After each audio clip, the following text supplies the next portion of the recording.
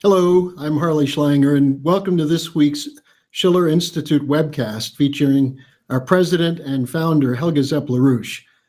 There have been some extraordinary, fast-breaking developments happening by the hour, and it really confirms what we had said on this program over the many weeks, that the imperial geopoliticians will not let their system go without a big fight.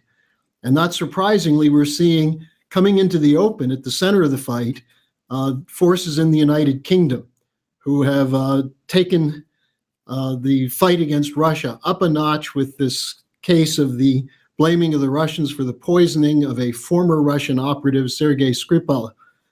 Helga, what's the latest you have on this?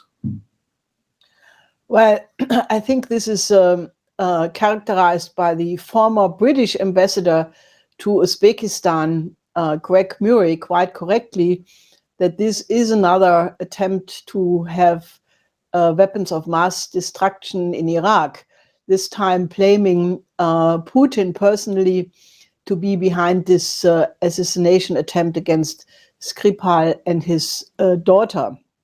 Now, this is an absolutely unbelievable story because what Mr. Murray also says is that a certain Dr. Robin Black of the Porton Down Research Laboratory basically said that the existence of this poison gas, Novichok, is not even proven that it ever existed.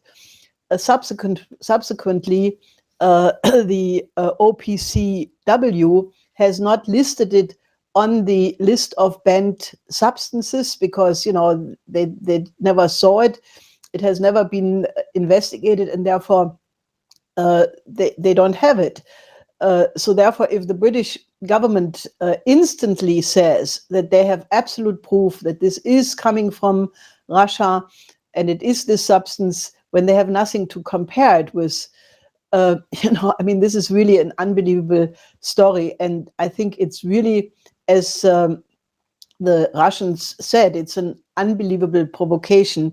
And obviously, when you run an operation like that, the question is, what is the purpose of this? Lavrov, the Russian foreign minister, immediately said it has no substance. The spokeswoman of the foreign ministry, Zakharova, immediately said this is an insane accusation. It has absolutely no proof. And, the British basically gave an ultimatum within one day to Russia to explain how this substance came from Russia into Great Britain. The rules of this organization to prevent chemical weapons, the OPCW, says that if any such case erupts, then the accused country has 10 days time. And in that time, the samples have to be given and so that they can be investigated. All of this did not take place. So this is a completely unusual code of behavior. And I think it stinks to high heaven. And part of the background to this is that the May government is in big trouble in Britain. She has not been exactly stable. But at the same token, the British intelligence is now in the spotlight for the role they played through Christopher Steele and the Steele dossier in setting up Russiagate. So this is not surprising that May is the one who's coming forward with this right now. Well, whenever you hear the name Christopher Steele, I think people should really, remember that just the House Intelligence Committee found that after 1 year of investigation, there is absolutely no evidence of collusion of Trump with Russia. And remember, that was entirely based on the Steele dossier. So the fact that now Christopher Steele is very prominent appearing in this supposed poison attack is really incredible. Now, the Skripal, who was turned in 1995, he was a Russian agent, and he was turned by Pablo Miller, an MI6 agent, apparently in 1995. Now, this whole operation of turning Skripal into a double agent apparently was coordinated by Christopher Steele, who in that period was the head of the Russia operation of MI6. Now, Steele also led the so-called investigation in the Litvinenko case, which has exactly the same profile like this present case. And Steele left in 2009 MI6. Now, left is in quotation marks because it's a big question if he really left MI6 or if it was just outsourced into a so-called private security firm with the name of Orbis Business Intelligence, whose main task ever since has been to produce so-called evidence for Russian operations, basically accusations against Russia. One of the operations they were running was so-called Operation Charlemagne, proving the so-called, or pretending to prove the so-called Russian meddling into the election campaigns in Great Britain, in France, in Germany, in Italy, of financing, Russians financing Le Pen, Berlusconi, the AfD, supposedly Russian operations to destroy the European Union. And naturally, Orbis also was the place where the Steele dossier was produced, and no surprise, Pablo Miller is also apparently working or has been working for Orbis. Now, remember that there were many articles appearing which showed that Christopher Steele is not just some crazy guy who produced this unbelievably dirty dossier about Trump, but the author Peter Van Buren in the American Conservative had an article which I would advise people to really reread, where he describes how sophisticated, what a sophisticated intelligence operation Christopher Steele conducted by not only producing this dossier, in which, by the way, Skripal may have been one of the sources used, but then, creating so-called secondary evidence, which was really his own interviews to the media, then corroborating that to the so-called FISA court as a proof, as an independent proof of the original dossier. Anyway, so this article by Peter Van Buren describes, I think, very effectively that this is a very sophisticated, the whole Russia dossier was a very sophisticated intelligence operation. Now, I find this incredible because, the fact that the Western governments, the German, the French, and also the US government immediately back up the British position when all of these question marks are looming, I think this will be not the end of the story. And Mrs. May, that she did this, I was, reminded of the James Bond movies, because some people have seen at least one or two of these movies. And remember that there is this character M, which for several movies was played by Judi Dench, who was the boss of James Bond. So I think Mrs. May for sure has seen one too many of these movies, and she probably thinks she is M, not in a James Bond movie, but in real life, being able to create an orchestrate a scenario, which eventually could lead to Article 5 of NATO. So this is not a game, but I think it is really this kind of James Bond stuff. And if you ever look at a James Bond movie again, what are they doing? They're terrorists. They're breaking the law. They're driving cars into crowds. They're shooting wildly, and obviously that is all the fantasy realm of British intelligence. And people should really take a second look at this and start an investigation of what is this British collusion in the Trump case and now in this Skripal case. Well, and some people are bringing up the point, how is it that Trump, who himself is a target of British intelligence and that he knows the British have lied about him, why would he then sign on to a statement with Merkel and Macron coming from British intelligence, which he knows is corrupt and immoral and a bunch of liars? Now, one of the other aspects of this is the media side of it. And you mentioned the Litvinenko case. There's a British author who's a Guardian reporter named Luke Harding, who wrote the so-called official book on the Litvinenko case, blaming it on Putin. He's written a book on Russia called The Mafia State. And he also wrote a book recently called Collusion, which is a total defense of Christopher Steele. So you see this one network that's being deployed now against the United States and against Russia. And in the midst of this, at least in Britain, there was one fairly sound response. That came from Jeremy Corbyn. Do you have the remarks that he made, Helga? Yeah, he made a speech in, I think, the House of Commons, where he absolutely warned against this and demanded proof, and said the relationship with Russia is absolutely to be maintained. Now, I think what you just said about Trump, The Guardian yesterday, basically, this was before Trump signed on to the statement together with Macron and Merkel, saying that he was reluctant to do that because Trump knows perfectly well that it was British intelligence which was behind the Russiagate for almost 2 years. So, I can only think that, Trump is overwhelmed, that he's surrounded by a lot of hyenas coming from the neocon corner and Wall Street, and that he does not have the kind of team together to really do. I mean, it's a new facet of the effort to box Trump in, to get him into the anti-Russia corner.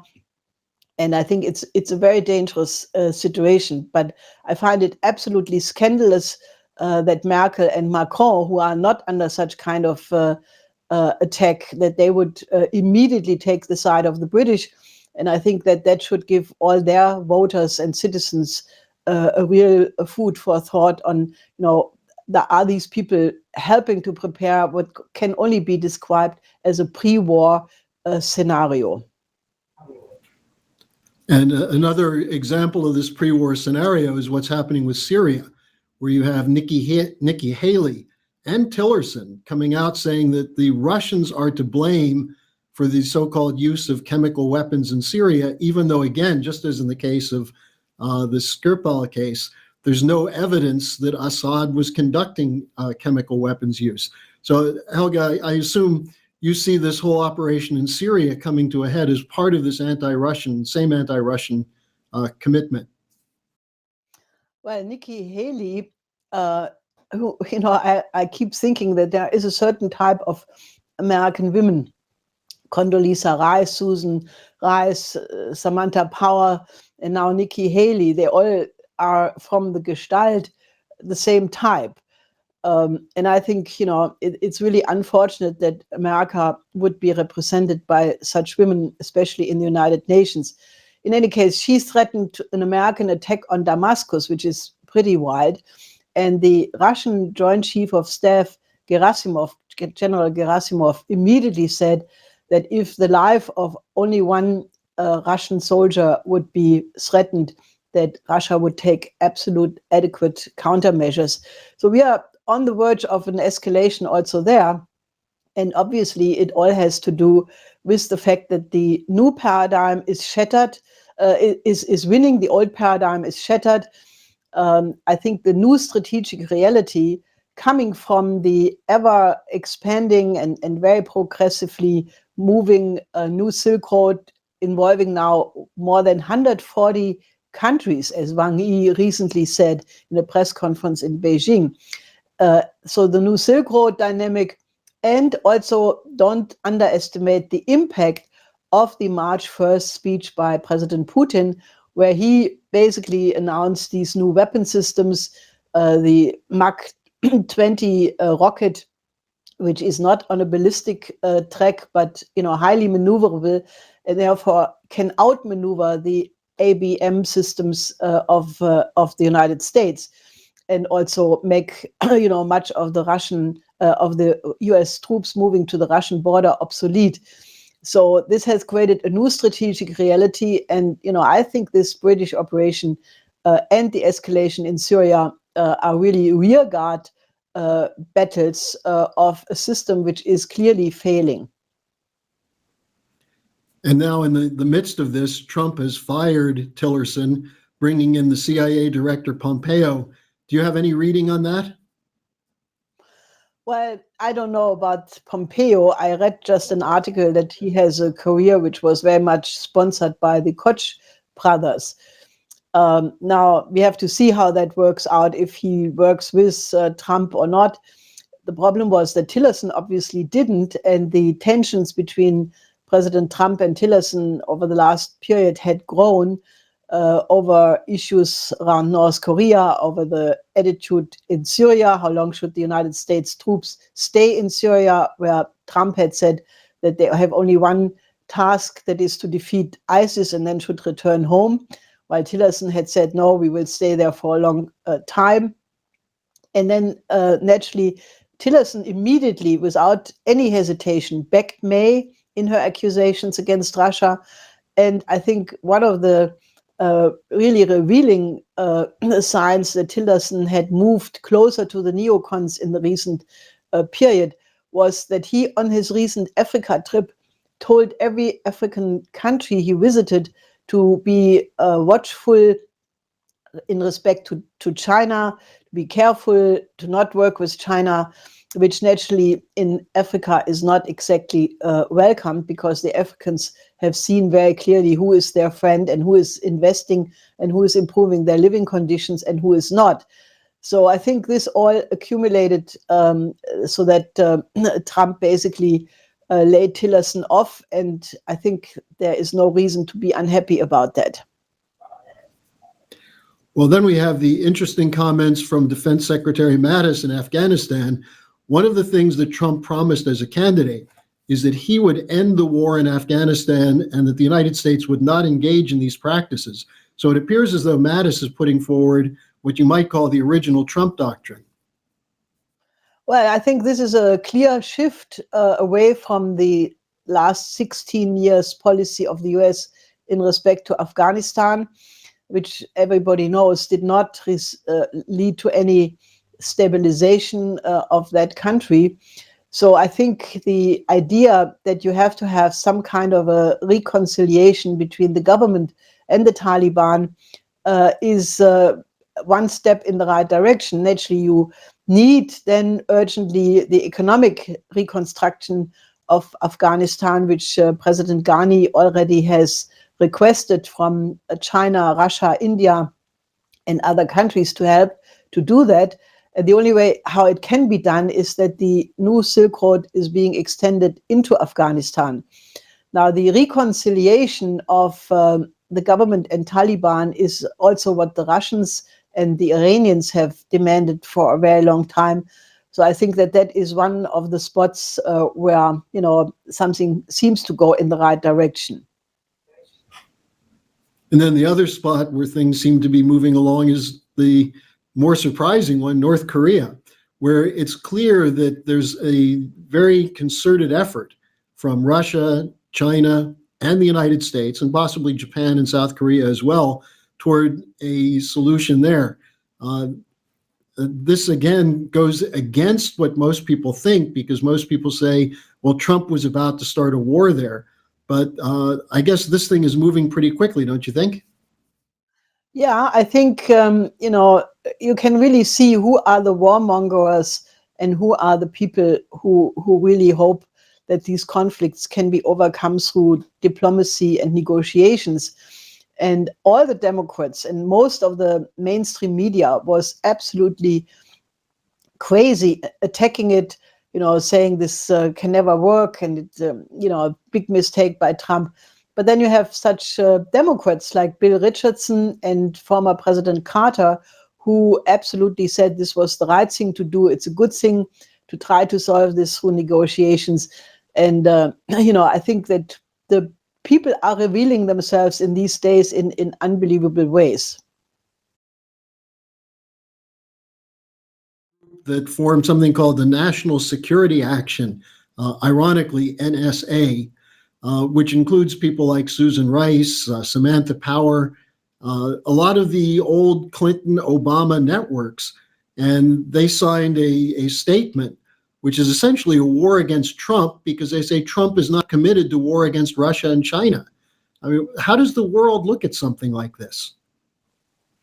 Well, I think this document is, again, a very useful reading material for anybody who still has some kind of nostalgia about Obama, both in the United States, but also in Europe. Because, first of all, they are blatantly mistaken. Obviously, this paper was written and published just before the breakthrough in respect to the Korean Peninsula occurred. So they are completely off on that point. But their open call for confrontation with Russia and China should really teach a lesson to anybody who is concerned about world peace. Who is the war party? It's definitely these Democrats from the Obama-Hillary period. And people should really reflect on that. Do they want World War III? I mean, this is really bad. And I think people should really rethink. I mean, the Trump policy is obviously very problematic in many points. And obviously he has a very hard time being under complete attack by these putschists all the time. I'm sorry. I have a little cold, but people should reflect on that. Before we close, I wanted to give you a chance to also say something about what seems to be the next phase of the soap opera here in Berlin, where the Merkel government was just finalized. She's now got a fourth term, and yet they're still looking for something that they're actually going to do. Well, I have never seen such sad accompanying articles with a new government. Even conservative papers like Die Welt, they say this is Italian conditions, the population is completely frustrated with this political class. They are changing their views all the time. So it's really a terrible start. Merkel only got 364 votes of the 399 votes of the so-called Grand Coalition, which is not so grand anymore. They barely make a majority because both parties, or all three parties, lost very significantly. But, the biggest problem is that they have no positive conception. They have absolutely no vision for the future. They want to stick to all the rotten policies, like Olaf Scholz is already committed to stay with the black zero policy of Schäuble. Jens Spahn is the health minister coming from the pharma industry and having made already unbelievable statements about the people who are poor in Germany, causing a wave of attacks, But that all reflects, they have absolutely no conception, and it's really bad for Germany. I think the German people clearly would deserve a better government than that, but obviously they don't really learn the lesson quick enough. But this just makes the task for our organization all the more clear, that we have to intervene with a clear vision. Germany should join the new Silk Road. We should do something against the pending danger of a new financial crash by implementing Glass-Steagall, by going back to the economic policies of the Kreditanstalt für Wiederaufbau in the post-war period, which was based on the Reconstruction Finance Corporation of Franklin D. Roosevelt. So we do have a tradition in Germany of having a decent credit policy, but nothing of that is coming from this government. And therefore, we are extremely necessary in Germany, but also in other European countries, because, the Damocles sword of a new financial crash is hanging over the world. We just talked to some insiders who said that apart from the 700 trillion officially admitted derivative contracts, admitted by the Bank of International Settlement, there are 570 trillion over-the-counter derivatives, which obviously, is a powder keg which could go wrong at any moment. So I would appeal to you, our viewers, to absolutely get in contact with us, become active, help us to spread the idea of a Glass-Steagall reorganization of the 4 laws, which have been proposed by my husband already a couple of years ago. And then also, discuss the need to join the new paradigm and absolutely stop to think in geopolitical terms. I said it at the beginning of this year, we must overcome geopolitics, because in the time of thermonuclear weapons, no conflict should be solved and can be solved through military means. And if we don't pursue that, we are on the edge of World War III. And what is coming from the British right now is useful only in one respect, that it absolutely makes clear the role the British are playing. They have been doing that the whole time, but now it is more open than at any time before. So we should really move to end the British Empire and replace it with a new paradigm, a new set of international relations among nations based on sovereignty, on respect for the other social system, for the common aims of mankind. And I think that debate is absolutely urgently needed. And as we've been pointing out on this whole discussion, the British are now fully exposed. Helga, I want to end by throwing a question to you that I think you basically answered just before, but I think it's worth reiterating this, because this is an almost overwhelming situation. There's so much happening, so much to be on top of, and the media, of course, is trying to demoralize people, to convince them there's nothing that can be done. What advice would you give to someone who wants to participate in the debate you're calling for? How should they be thinking about themselves and this moment in history? Well, I think that, there are many subjects we should discuss and should do, because the image people have about the West is really something people should think about. Why is it that communist China, which is a socialist country based on socialism with Chinese characteristics, as they put it, why is this country doing so much better than the West? It should be food for thought. What is wrong with the neoliberal method, a system which causes the gap between rich and poor to become wider all the time? I think in every European country, and the Trump election reflects that as well, many people are completely disgusted with the political class, with the class of the managers, with bankers, with academia, and people do not feel represented by these institutions any longer, which is very dangerous, because in the case of Europe, it gives rise to some really very dangerous, or at least problematic, parties and organizations. So the lack of reason is giving birth to monsters, as Goya had pointed out so clearly in his drawings.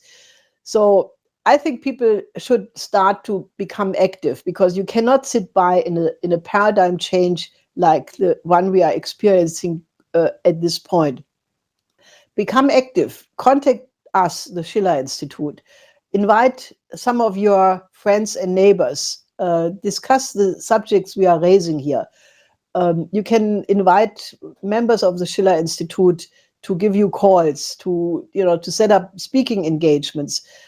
You should absolutely start to study all of these issues in depth. Don't just go by whatever the daily newspaper is trying to feed you, but try to develop your own thinking, understanding what is Russia really doing. Is Putin the demon the Western medias are making out of him, or is the Russian policy totally different? Is the Russian history totally different than you think?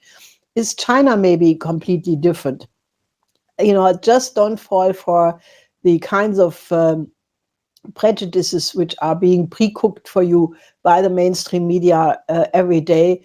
And I think, it's really the time where everybody should have the demand on him or herself to become an independent thinker, to have independent knowledge, to be able to form your own judgment, to search for the truth, and basically become active politically. I think that is the only advice I can give you.